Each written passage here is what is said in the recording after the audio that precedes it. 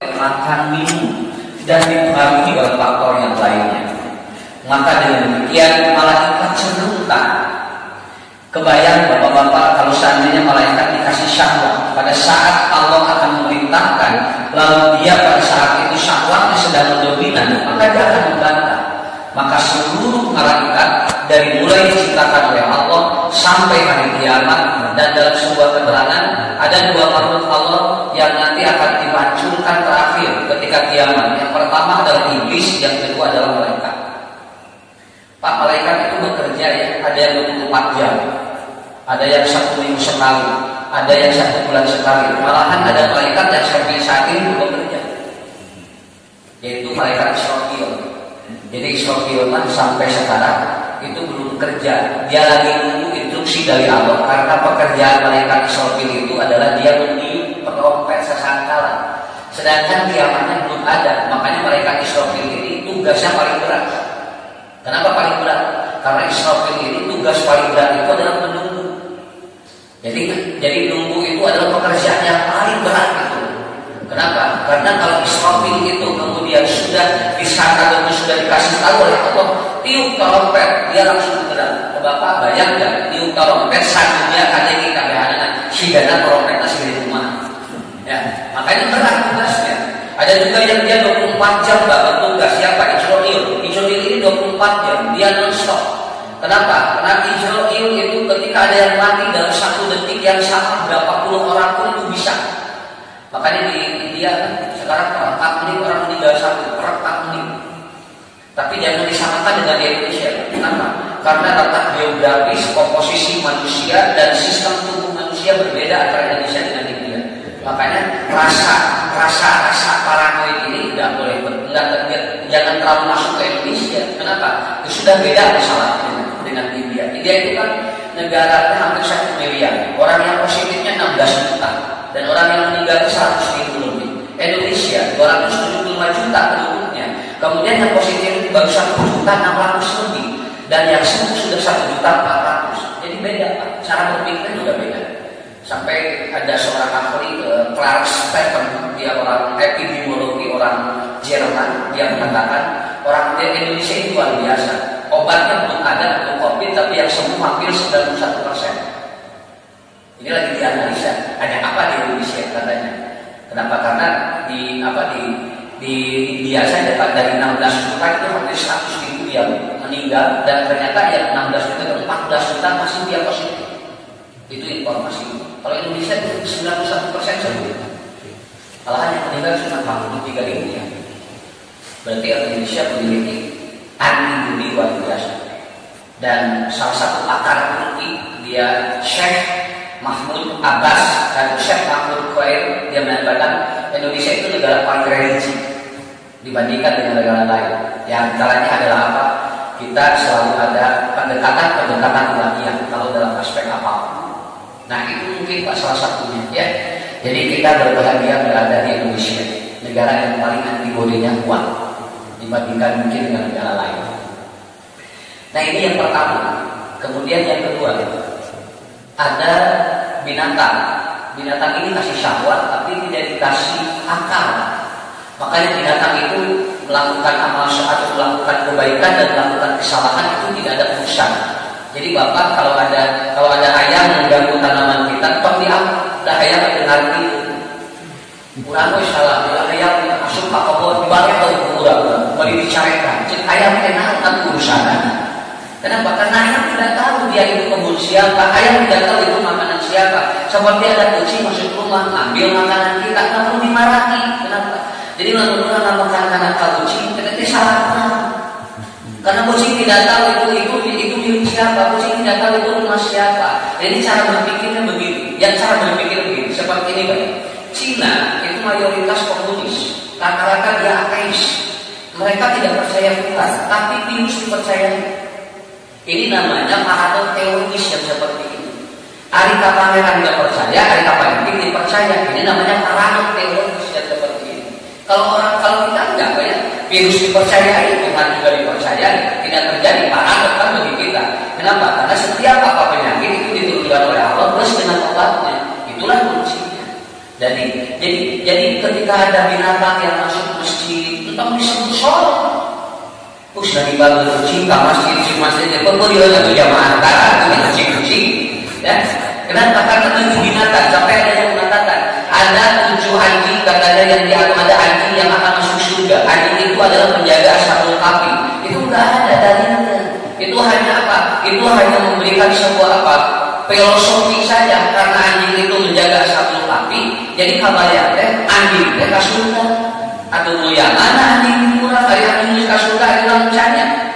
Makanya enggak ada binatang itu. Kalau salah jangan dimarahi. Kalau dia benar itu tidak perlu dipuji, karena dia tidak punya akal. Dia melakukan seperti itu mengikuti syahwatnya, maka otomatis binatang akan minum, berhubungan dan hidup. Otomatis ada alat kelaminnya dan dia bisa berhubungan. Karena apa? Sumber peningkatan hidupnya sudah ada dari makan dan hidup. Dan yang terakhir manusia. Manusia ini akalnya ada, syahwatnya ada. Makanya manusia kalau syahwatnya tidak dijaga oleh akal, maka dia baru atau dia akan lebih sesat daripada binatang.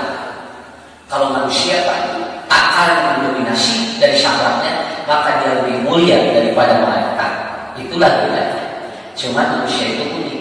Apapun karena punya akal itu direkayasa. Contoh begini, kalau kambing itu masuk kebun, itu paling dia makan daun singkong, tapi jelema itu daun singkongnya dimakan, kemudian pohonnya juga dibawa, kemudian singkongnya dibawa, lalu binatang ataupun lalu apa? Binatang kambing berpikir, mungkin singkongnya dipasang, kulitnya buat dirinya. Tapi manusia hebat dengan akal. Kulit singkong pun kemudian direbus, lalu kemudian disisik, lalu pakai oncom digoreng, jadi ikan rebus. Nah, ikan manusia. Kita tekan di gemes tecik itu lain, nah, jika mata dia habis sudah tekel disesakan sampai Pak. Dulu itu kucing kalau lihat di spanduk tukang ayam goreng itu minimal dia berpikir ada sisa tulangnya. Begitu ditulis ayam goreng tulang, kucing jadi berpikir beak tulangnya. Itulah manusia sampai dipikirkan bagaimana seperti itu. Itu namanya akal. Akal seperti itu. Setiap hari kita begitu. Maka Bapak Ibu yang dirahmati Allah, pada hari ini kita akan mencoba merefleksikan puasa kita berdasarkan, karena puasa menahan syahwat kan? 1, puasa menahan makan, 2, menahan minum, mana berhubungan semua syahwat yang ditutup dulu di siang hari, termasuk tidur pun jangan terlalu banyak berdoa di siang hari. Jangan. Kenapa? Karena kalau terlalu banyak tidur pun nanti amal kita menjadi sia-sia. Walaupun sebetulnya tidur ketika puasa ada pahalanya, tapi kalau dia tertidur bukan sengaja tidurnya aja, makanya akan bermain. Maka akan ada 2 puasa. Ada puasa yang diterima jadi syafaat, ada puasa yang tidak diterima tidak jadi syafaat. Yang pertama adalah puasa ular. Ular ini Pak, kalau mau hidupnya panjang, ular kalau ingin meregenerasi selnya itu melakukan puasa. Dia makan dulu binatang itu yang besar. Kemudian setelah itu binatang ular itu ataupun si kulitnya itu melepuh. Dia melakukan puasa itu selama beberapa minggu. Dan akhirnya nanti begitu dia itu sudah beres puasanya, mulai kulitnya ada lagi. Ini namanya hibernasi. Tetapi ular tidak berubah. 1, namanya tetap ular. Yang kedua, mukanya tetap ular.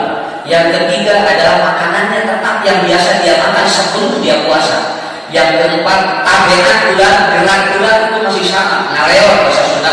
Dan yang keempat, yang kelima, tabiat ular juga tidak berubah setelah dia puasa. Ini namanya puasa hibernasi, yaitu puasa yang dilakukan tidak ada perubahan dalam hidupnya. Tapi ada puasa ular, itu namanya puasa metamorfosis.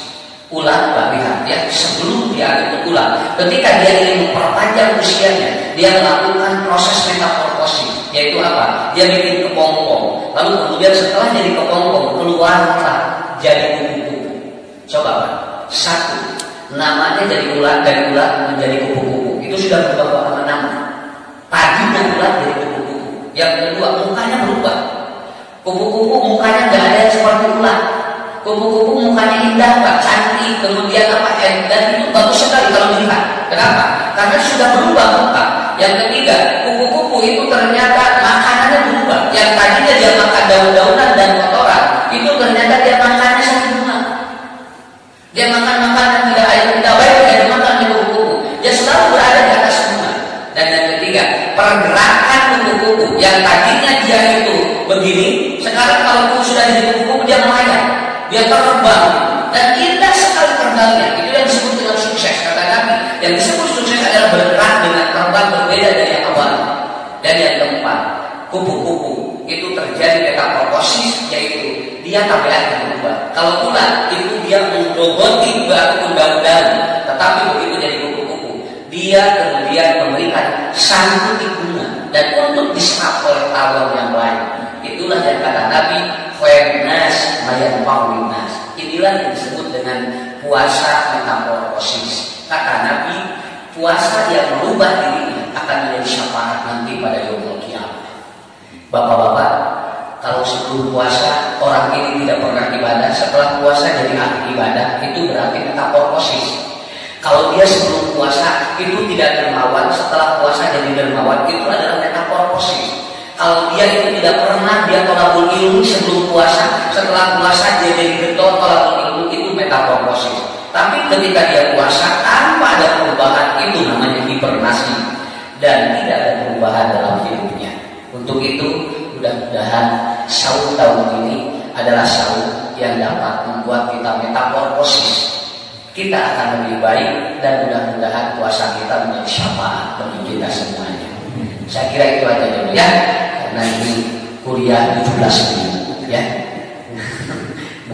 Bukan kuliah 7 menit, tapi kuliah 17 menit. Insya Allah mudah-mudahan kita nanti bertemu kembali. Bapak-bapak mudah-mudahan sehat walafiat ya. Kemudian bertemu lagi nanti Syawal. Kemudian Bapak juga panjang usianya dan husnul khotimah. Sampaikan salam semuanya pada keluarga. Mudah-mudahan tahun ini adalah tahun Idul Fitri kita yang lebih baik dari yang sebelumnya. Assalamualaikum warahmatullahi wabarakatuh.